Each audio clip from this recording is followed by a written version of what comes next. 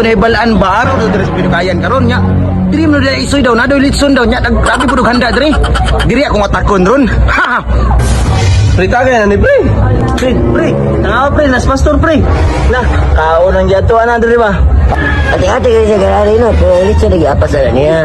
Sayuha po lang asay ni pastor eh. Ay naman ito ka lang mga asay kay.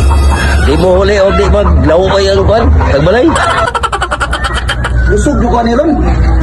Awan, isulod ra diretso, oh. Gani! Bagagog na ng tawana. Huwag mo man namang ipamistahan. Pero huwag yun gawas. Pre, nas pastor pre. Patula diri pre, patula. Ang gwapo ni pre, hubgo na to ni kao ra may ganhi diri. Oy. Ayaw magto sa inyo ada. Araw mo na ron diri daw. Ali sa diri wa pag nilutong litson.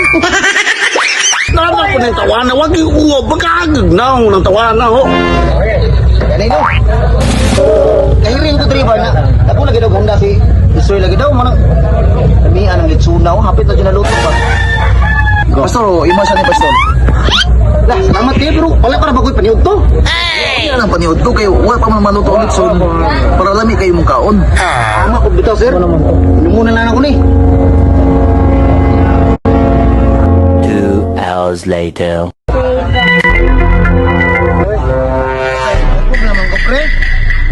Siya pare, di man ta pare.